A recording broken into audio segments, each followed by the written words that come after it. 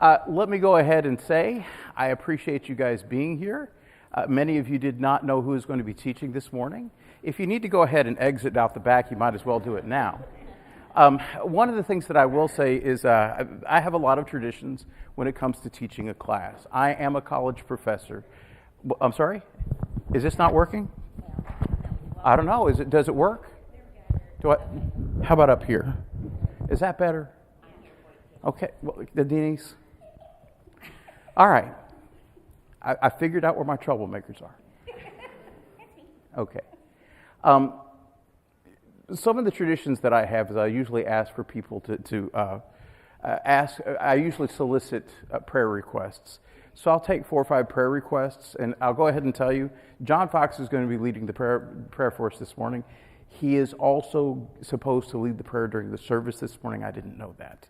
So he might be talking to God twice for us this morning. So, and I promised him I think that'll probably be okay. So let me ask, obviously the Friars, for those of you who know, Harvey passed away, and Shirley and the family are making arrangements. So let's definitely keep the Friars in our prayers. Who else do we need to keep in our prayers?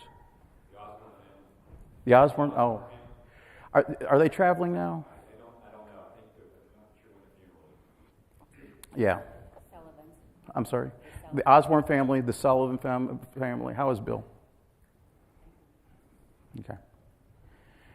Who else do we need to keep in our prayer this morning? Yeah. The Bellamy's. The Bellamy's. I'm not familiar. Jimmy and Chrissy, they came here. They have the twins, the little girl and the little boy. He wasn't feeling well, so he's at the hospital. Oh, my goodness.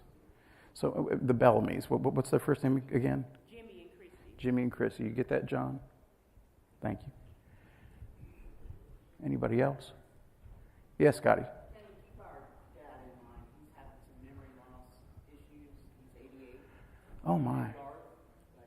I'm sorry, what Garth? Ed Garth. Edgar? Okay. Edgar Garth. And who else? Is there anybody else? Okay. There are 4 people that you all have asked for. I want to ask John to make sure that he mentions those in our prayer, and we'll go to God now. Go ahead, John. Our Father, we come before you in this time, thankful for the ability to speak to you, to bring our concerns to you. We're thankful for this time to be together, to think about your word, to study it. Father, we're thinking about Shirley Fryer this morning, her family, with the passing of Harvey. He's been ill for so long, so we understand that all lives end, and in a sense that can be a blessing. But we pray for Shirley that you'll comfort her, for her sons, for her family, and for all of us who have known them for literally decades. We're thinking about Chris Osborne, his family, and the loss of his brother. We pray for him and his parents, and we pray for comfort for them. We pray for Bill Sullivan, finding illness, that you'll strengthen him, comfort him.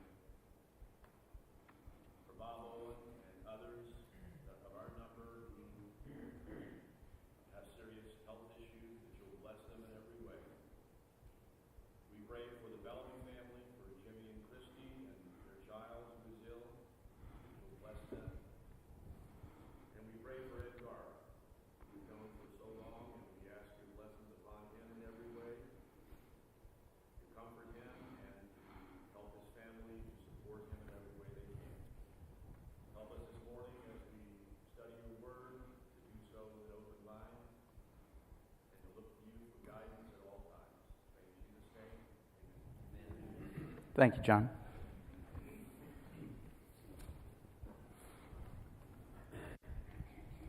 We're going to be studying the book of Luke, but we're not actually going to get into the book of Luke much this morning. I'm going to spend a couple of class periods just kind of setting up the book. The first class period, what we're going to do is we're going to look at Luke and how it fits into everything. And then what we're going to do next time is we're actually going to look at the content of Luke and Acts. I think one of the things that we neglect and sometimes forget is that Luke wrote both of these books, but he kind of started off with the sequel in mind. He started off thinking about where he wanted to end up. And one of the things we're going to start figuring out about Acts is a book that doesn't have an end. You look at the very last chapter of Acts, basically, Paul is on his way to Rome, and he doesn't get there. What happens after Rome? Well, we know, but not because of Acts. And one of the things that I love about the way that Luke decides that he's going to cover this topic is the story of Acts is ongoing. It starts in Luke. It starts with Jesus. And really, when it comes to, oh my goodness, that is so small. Ladies and gentlemen, the older I get, the worse my eyes get. Today what I'm going to do is I'm going to talk about the approach that we're going to take from Luke. I will make this bigger next time, I promise you. And we'll talk a little about why we're approaching Luke this way. Who's going to be teaching? I'm going to be taking over the first couple of weeks of classes. And then there are 3 other guys that are going to come in behind me. And let me go ahead and tell you now, this is plan C that you're getting. Plan A fell through, plan B fell through, and all of a sudden, Micah and I are the ones who have inherited organizing the classes from Chase, and Chase has done such an excellent job for years and years. And we did not appreciate what a good job he did until it was our job. And one of the things that we figured out was, okay, we thought we had it all set up, and then that fell through, and then we thought we had it all set up again, and then that fell through. And then Micah looked at me and said, what do you think about teaching the book of Luke? And I said, I guess we're going to be doing that, Micah. And so that is exactly what we're doing. Let me say this as well. Of all the books in the Bible, this is probably my favorite. I know you're not supposed to have a favorite book in the Bible. This is mine. And so one of the things that I like about Luke is that Luke takes an approach to basically the story of Jesus that, in my opinion, is probably the smartest way to take it. And one of the things we're going to talk about at the very end of this class at the end of today's class, is the themes that Luke decides he's going to pull out. Because the way Luke writes this, it's not Matthew, it's not Mark, and it's definitely not John. Each one of them has a specific purpose that they're trying to write toward. And I love the perspective that Luke takes.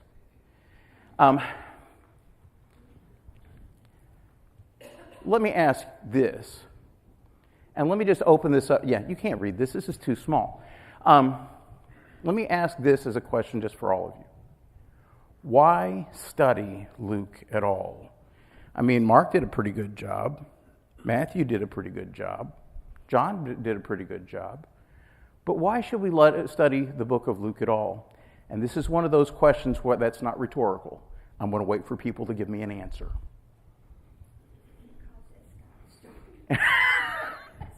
That's not, look, this is not a professor's trick.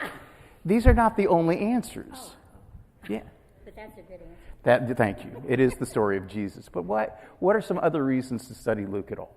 It's very unique, it's very detailed, and a big chunk of it, the middle part of it, it's not covered in any other Gospels, so it's unique in that way. We're going to be talking about some of the unique parts of Luke, and I didn't recognize how many stories are only found in Luke. And I assumed that most of these stories, I assumed that you could go to the parallel account of the Good Samaritan, except there is not a parallel account of the Good Samaritan. There's only one account of the Good Samaritan. You cannot go to a parallel account of the prodigal son. There is only one account of the prodigal son.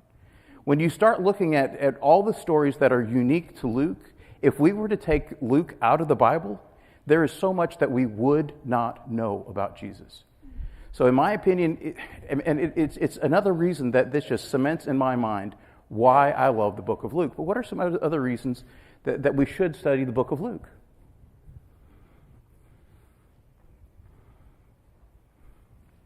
And each of the synoptics takes a different approach. Mm-hmm. And many think each one will be addressing a different audience. And Luke fit into that idea as having a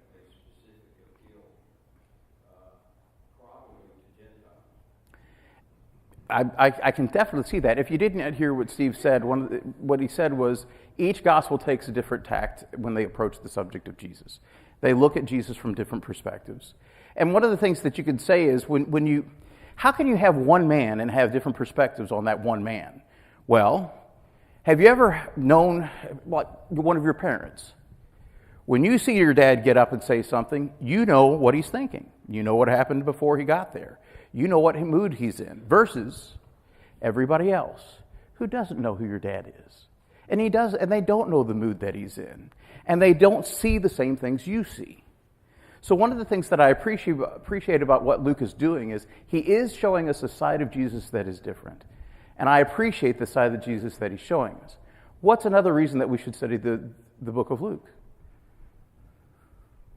Go ahead, Joe.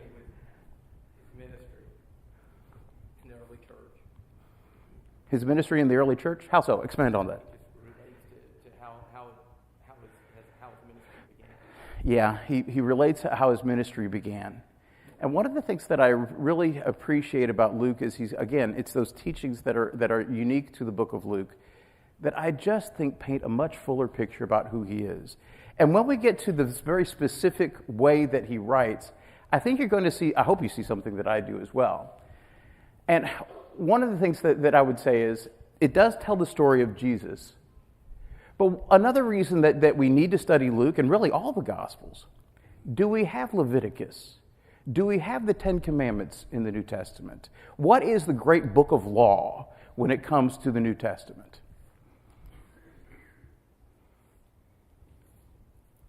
Anybody? Because I've been looking for it for years. There is no great book of law when it comes to the New Testament. What are we asked to do instead? Here is a model life. Copy that. Here is the perfectly lived life of Jesus. Copy that. And then we will have discussions in the epistles. But really, when we look at who Jesus is, he is representing God because he is God. And the best way to understand the New Testament is to understand Jesus. Let Jesus interpret himself. Learn who Jesus is. And adopt the mind of Christ. Because by adopting the mind of Christ, whose mind are you actually adopting? Not a trick question. That's exactly right. You're adopting the mind of God. So really, the story of Jesus is the most important reason why we should study Luke. So the approach that we're going to be taking in this class is how Jesus relates to different people or different ideas. I've pulled together, and let me go ahead and tell you, I used ChatGPT. I love it. Yes, ChatGPT. I asked ChatGPT to come up with a list of relationships that Jesus had. And I looked at that list and I thought, this is really cool. And what it did was it set out a bunch of relationships that it saw that Jesus had with people or places or things. And usually they were ideas. And I started pulling together all the verses and it started telling a coherent story. So that's the organization that we've got for the class. This class will roughly be chronological. For example, when we actually get into the text, not this week, but next, we're going to be looking at Luke, and we're going to be looking at the family of Jesus. And the first family we're going to be looking at is Elizabeth and Zechariah and John the Baptist. By the way, relatives of Jesus. And then we're going to be looking at the family that he has, Joseph, Mary, and we're going to be looking at his relationship with that family. And then we're going to pull in one or two verses a little bit later on to talk about how Jesus relates to family. And that's one of the first things we're going to do. But we're also going to be looking at how Jesus relates to sinners, and how Jesus relates to rebels, and how Jesus relates to people who consider themselves pious or religious. Because one of the things that you start figuring out is the stories themselves often betray the relationship Jesus has to either the subject or the people. And one of the arguments that I'm going to make a little bit later is that it's interesting to see how God, who loved them all, treated them differently. And so that's part and parcel while we're doing this. The other reason that we're going to be doing this is because how many of you, how many of you, this is your first exposure to the book of Luke? And it's okay if it is. I've always found it a little bit hilarious that I would stand up in front of a bunch of people who have probably studied this far more than I have, who probably have far better insights than I do, and they're going to call me the teacher. I'm going to bring to you what I know. I'm going to bring to you what I think. But I am not foolish enough to believe that I have the most insight on all this. I just want you to look at Jesus in the book of Luke through the lens of the relationships. This is not the only way to look at the book of Luke. It's just one way. And by the way, I think you ought to look at Luke from all different perspectives. One of the things that's important for all of us is to start developing a lifelong relationship with the text. In other words, when you're done with Luke, well, let me ask it this way. When are you done with Luke? Again, not a trick question. When are you done with Luke? My goodness. And this is the thing, I hear this in classes all the time. Never. Oh, sorry. No, it's all right. It's the right answer. When you think you're done with the book of Luke, check yourself and make sure you're not done with Jesus as well. Because the thing about Luke is, and the thing about any of the Gospels, and the thing about this text, you need to learn how to have a lifelong relationship with the text. Because you will always be dealing with this. And I was talking to somebody, I think it was Josh.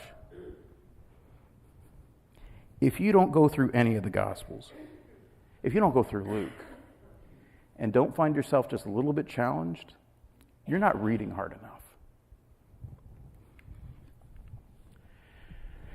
I'm going to talk a little bit about this, and this is basically what we're going to be doing today. What makes Luke different?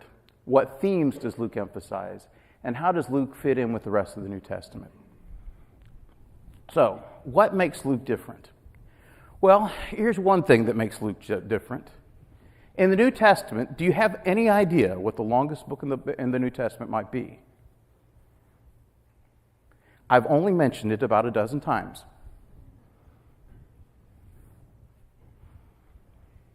Oh, come on.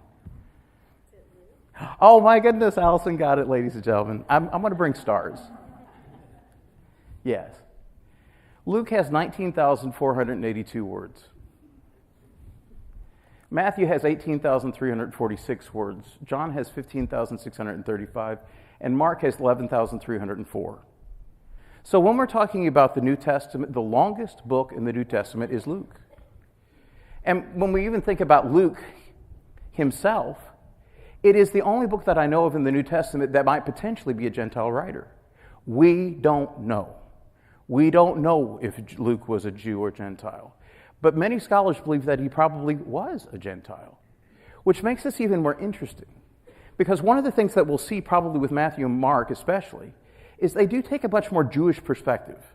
When you look at Matthew, one of the recurring people that comes up in Matthew a lot is Jonah.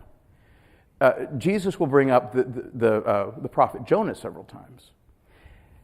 Luke isn't going to be talking about Jonah. As a matter of fact, Luke is going to be appealing to, and who's this book written to? This and Acts. It starts with a T. Theophilus, that's exactly right. Who's Theophilus? Was he a football player? A lover of, I'm sorry? Theo meaning God. It's a lover of God. So it's somebody who loves God. Where did he work? What was his job? We don't know. The fact of the matter is we don't know much about Theophilus at all. But the other thing that we do know is Luke undoubtedly wrote this more than just for Theophilus. This is a book that's written for people that need to understand something about Jesus. And who doesn't need to understand a little bit more about Jesus? And when you look at Luke as an author, 2 books, only 2 books. But when you look at how much of the New Testament Luke wrote, he wrote a little more than a quarter of all the words that are in the New Testament. And when you look at the scope of what Luke wrote, it is amazing. He's going to take us from the very inception, he's going to take us from the birth of Jesus up until Paul is sent to Rome. Basically what he's doing is he is really one of the only authors that is going to give us a timeline of both Jesus and the establishment of the church in the first century. He is the closest thing that we have to a historian in the New Testament. And he kind of approaches this as a historian would. When you think about the organization that Luke has in both Luke and Acts, he's going to focus on characters. He's going to focus on action. He's going to focus on consequences. Somebody did something and this caused this to happen.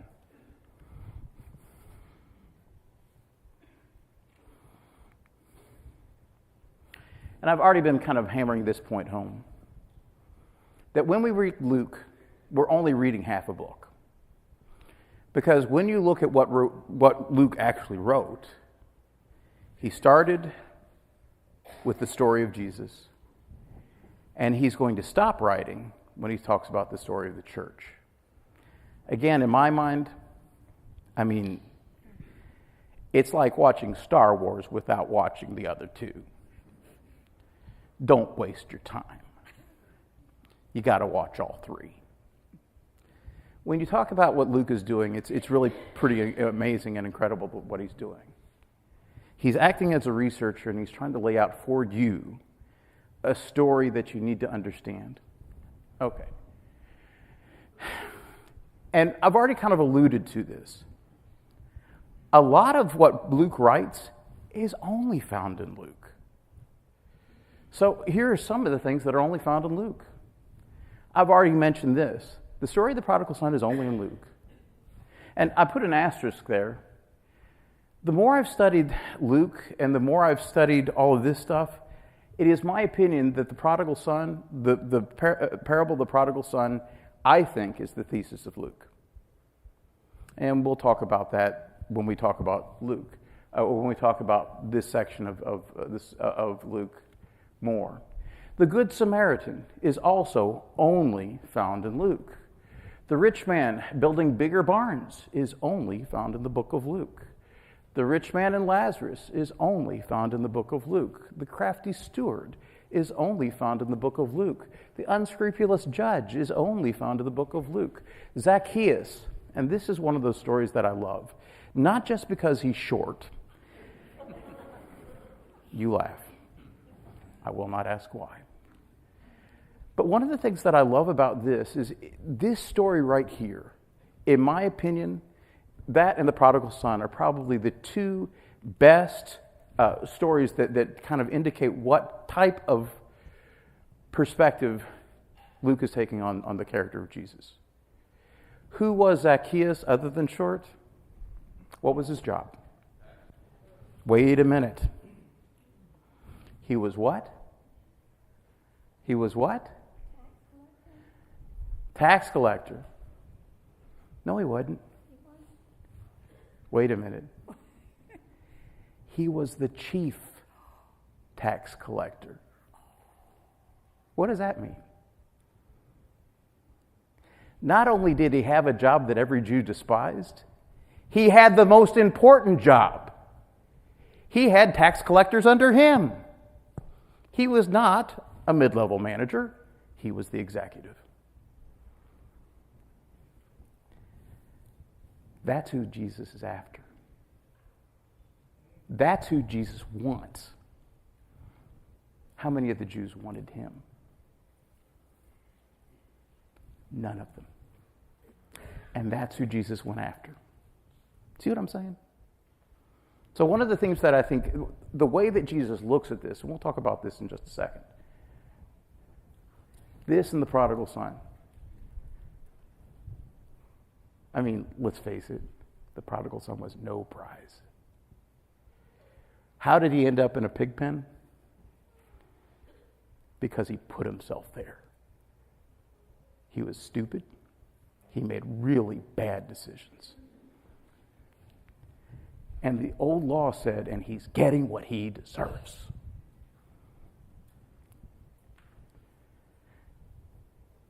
That's who God wants to throw a party for. And that was extremely controversial. The thieves on the cross. I got to tell you, whenever we're doing the Lord's Supper, I've got verses up here. That's what I'm reading right there. Why? The thieves on the cross tell a story that we don't see anywhere else except for Luke. And it's the story of one man who recognized he was a sinner, recognized that he deserved death, and recognized that Jesus didn't. And was smart enough to say, I need help. That, to me, is probably one of the most interesting and one of the most convicting conversion stories. And it happens while he's dying. Excuse me. And we only have it in the book of Luke. And then on the road to Emmaus, we only have that in the book of Luke. Excuse me. Tell you what, this week, I got a CPAP machine. I started feeling really old and really well rested.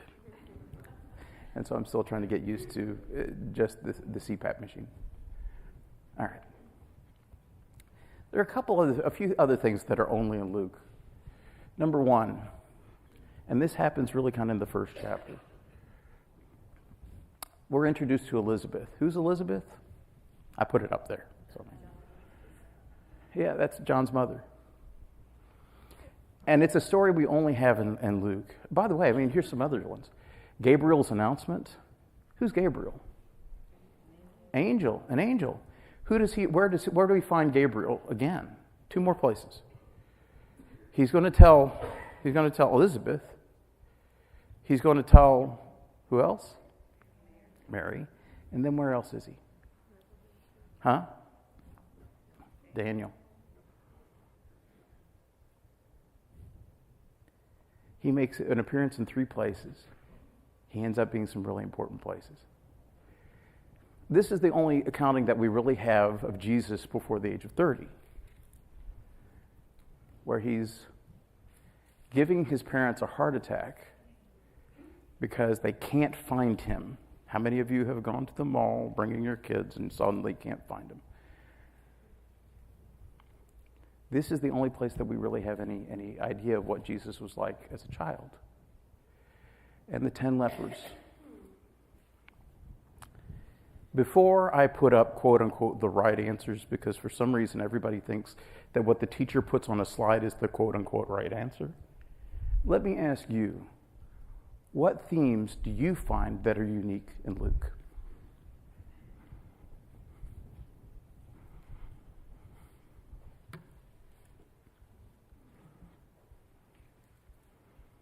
Oh, I can be quiet for a good long time. Well, you've hit on a lot of stuff so far, obviously, but one of them is that Luke obviously talks about, recognizes the divinity of Christ, but more emphasis from him in his book is the humanity of Christ. Yeah. Oh, yeah. Yeah, I think that's exactly right. Unpack what you mean a little bit by humanity. Just how you've said it already, how he relates to stories that are unique to this book, and how it talks to us about how we live and how Jesus was, in fact, a man as well as God. I don't know why, but the way that Luke tells the story of Jesus, I relate to him. The way that Matthew tells the story of Jesus, I recognize he's a king. And he seems a lot more royal than I am. But the way that Luke approaches Jesus, I'm like, oh, That's somebody I could have lunch with. That's somebody I need to get to know better. He seems approachable. So that is definitely a theme. What else? Yes? Just along that line, Luke uses the term son of man. By the way, go ahead. More than any of the other gospel writers. That's true. He will use the Son of Man. And by the way, it is the name that Jesus will use the most of himself. He will talk about him being a son of man. Where else do we find the term the Son of Man? Huh? We do have a reference to in Ezekiel. Where else where's another reference that we have to the Son of Man? Because it is in a part in this book, and it's in a part of the book that I practically understand none of. I mean, he starts out. Okay, I'm going to give this away. He starts out with his 3 buddies in Babylon, and they're thrown into a fiery furnace. He's going to end up much, much later in life in a lion's den. And then he's going to give us all, you got it. And then he's going to give us all this apocalyptic literature that is basically telling us what's happening in the intertestamental period. And and in that, he's going to talk about the Son of Man that will deliver. So I don't think, and it is my opinion, that in order to understand what's going on in the New Testament, you need to understand Daniel. Because Daniel tells you exactly what's going to happen in the New Testament. And Jesus will pick up on this figure of the Son of Man and say, if you've been looking for him, you found him. Because I am the Son of Man. Understand? Okay. I'm sorry. I'm not going to do that. What else? What other themes do you guys see in here that are unique to Luke? Yeah.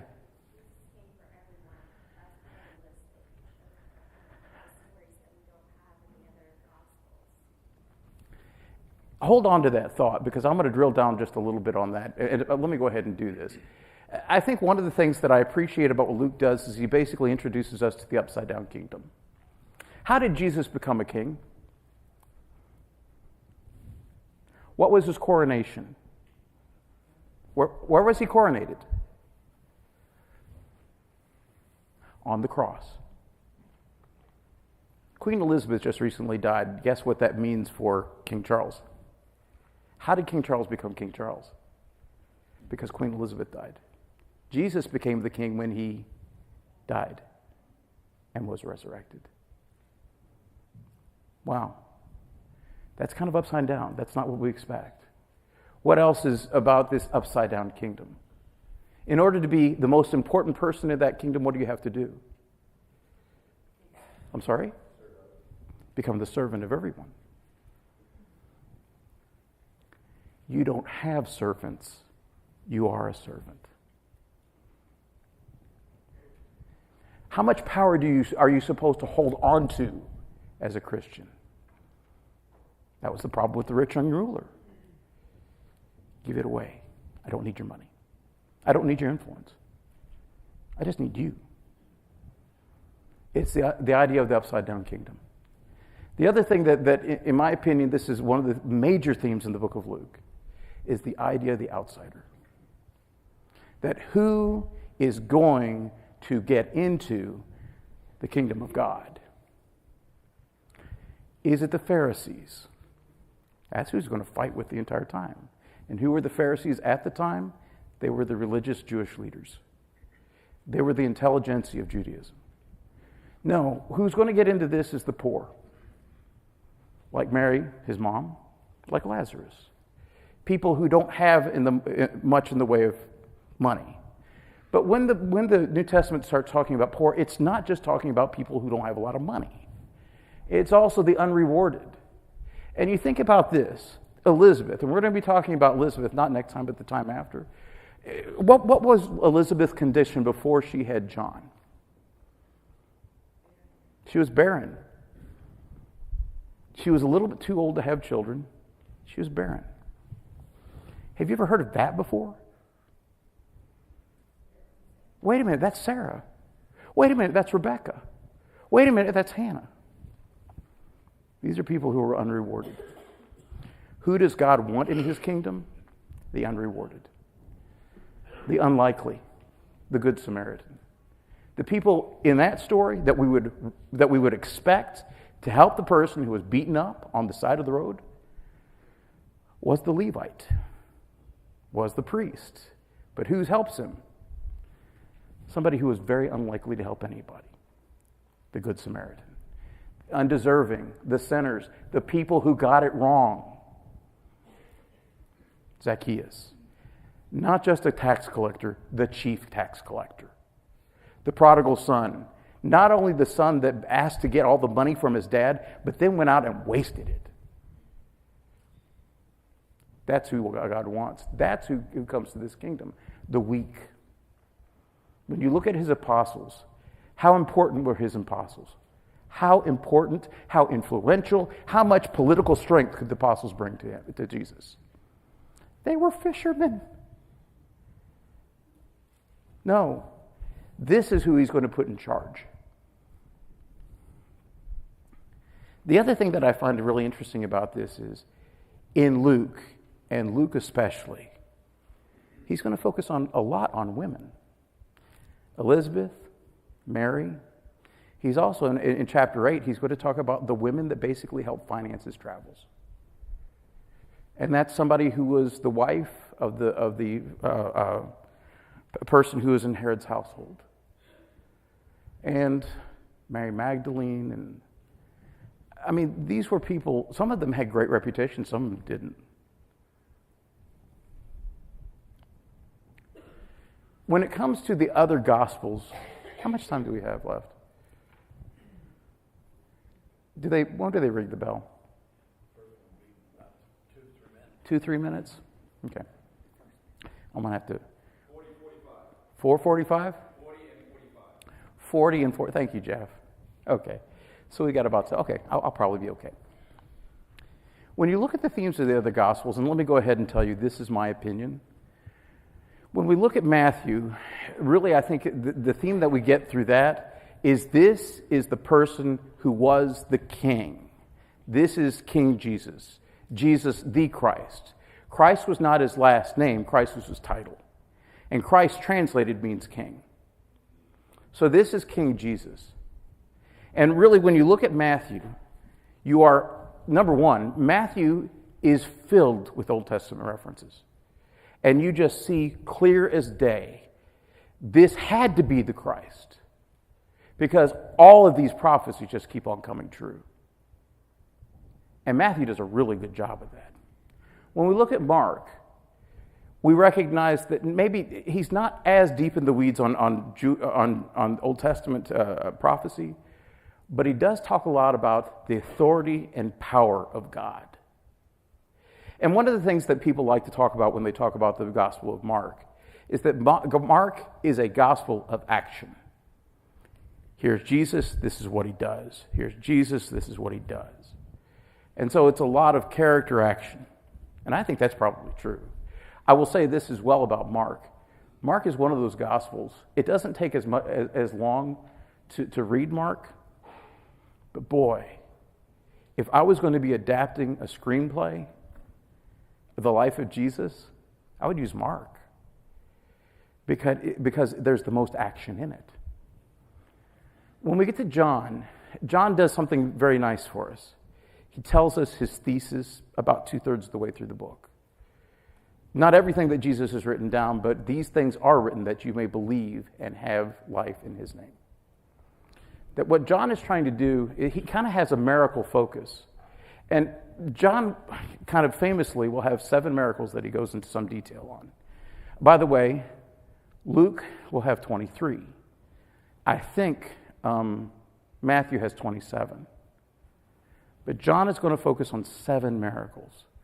And really, he very calculated in the way he presents those miracles. I'm trying to show you that this is the Son of God. When we get to Luke,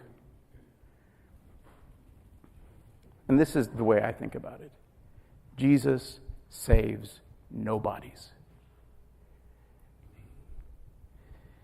And if you want to be saved, you need to have a relationship with this guy.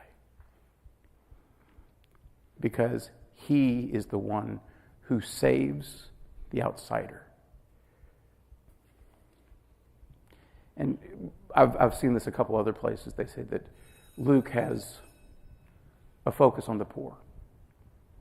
I'd say that's probably true. Which one of these is wrong? Which one of these is a bad way to conceptualize Jesus?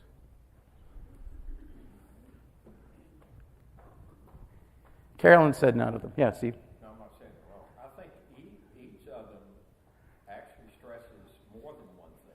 I do too. I agree. And but there are dominant things, but there are a lot of things, right? If you want to see Jesus as a king, he shows up as a king in Luke as well. I just think that Mark is really focused on, and Mark and Matthew are really focused on the kingship of Jesus. But when you look at, again, when I think about Luke, the thing that strikes me is he is, and you can see that Jesus is absolutely talking about the poor. He talks about the poor in Matthew. I mean, anytime you see the Sermon on the Mount, he's talking about the poor. But I think it comes through really, really clearly in Luke. These are not exclusive. But I do think that they are major themes. Anybody else? I've done a lot of talking this morning.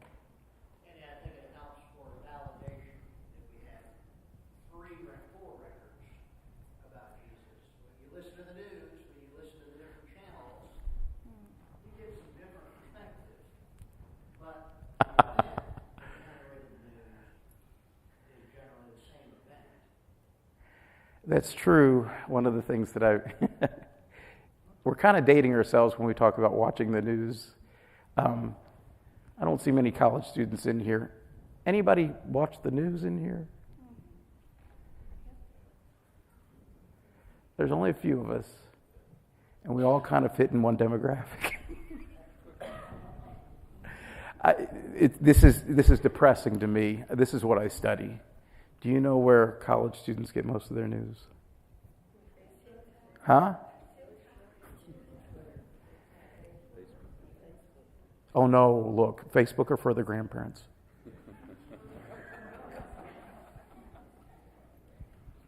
They get their news on the gram. And if you need to know what the gram is, you're too old. Instagram. They get their news on Instagram. Is that a good place to get news? No. Is that where they get the news? Yeah. Okay. Next time what I want to do is I'm going to ask you to listen to Luke. Why? Well, if you see that giant... My goodness, I've just been talking bad about social media.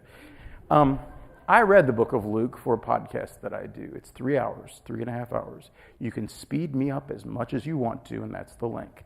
But that said, you don't have to listen to me. As a matter of fact, if you've gotten your fill of me this morning, there are 1,000 different places that you can listen to the book of Luke. Why listen to the book of Luke? Because that's the way it was first experienced. Luke was written for people who were mostly illiterate. They would listen to the story of Jesus. So I'm going to ask you to spend a little bit of time listening to the story of Jesus. Listen to how this would have played out. And then what I want you to do is I want you to think about an outline for the book. How would you outline Luke? I'm going to bring an outline of Luke. I might get it wrong. So why don't you show me up next time? Show me where I'm not doing it very well. Oh my goodness. I put the QR code up there and there's only one person getting the QR code. Okay. Is that the wrong group? We still watch the news. That's all right. I'll help you, Carolyn. And then I want to ask you this, and I've kind of harped on this a few times this morning. What is the link to Acts? Why is I've kind of answered this a dozen different times, but realize I'm going to be looking next time about the linkage between Luke and Acts.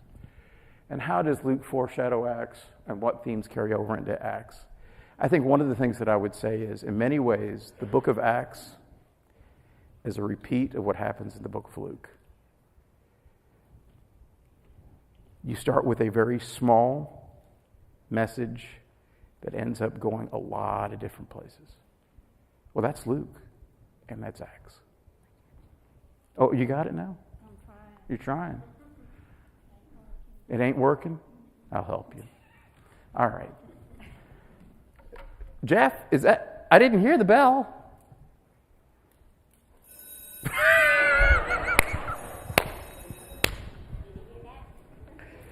Thank you for your kind attention. I'll try not to speak as much next time.